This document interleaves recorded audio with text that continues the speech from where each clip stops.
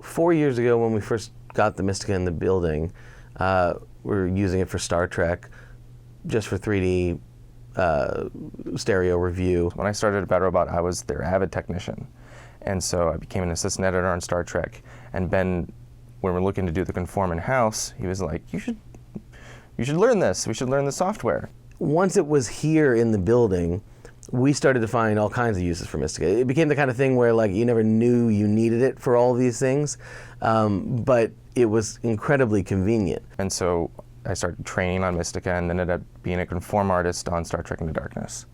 And then Star Wars came around a few years later, and I was the DI supervisor on that. And we had a team of 2 other people, and the 3 of us did the entire DI in-house. On Star Wars, the big thing that we would do on Mistika would be any manner of, retimes, paint work, some light comp work, the sort of traditional conform type stuff, reframing, a couple of sort of dynamic repos, that kind of stuff. It happened incredibly fast. It happened incredibly smoothly. Like, it was, for how crazy it was in terms of how many visual effects the movie has and how many changes that we're getting on the visual effects to make the movie look as good as possible. Like, it was nothing could beat that.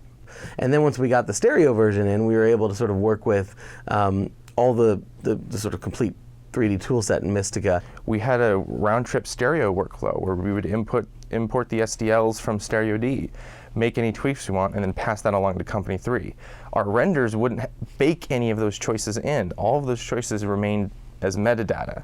And so that way, Company 3 got the full 3D plates, and yet they also still had the offset of the stereo convergence. And it just made all the difference for us because it's here, it's right here, this is where the team is, editorial is here, JJ's here, visual effects department is here. We didn't have to go to another facility to do that, we could just do it all right here. A certain point in our process on The Force Awakens, conform, basically in terms of visual effects, past editorial. We weren't waiting for editorial to cut in the visual effects shot from ILM, send us an EDL.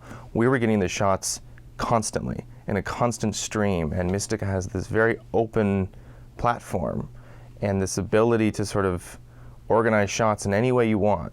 And sometimes it's not as easy as sort of like, okay, we have a set review time. Sometimes it just has to be, let's run upstairs, look at something, run back downstairs, make a change, JJ will go into a meeting, we'll have another, a sound review for a couple of hours, and come right back up, and okay, all the changes we requested have been implemented. And we had all these scripts that we could run against all these link files that we would get in order to say, all right, these are the new shots, these are the ones that are approved finals, these are ones that are for review, and we're running it all out of Mistika, treating it like a giant database of visual effects shots.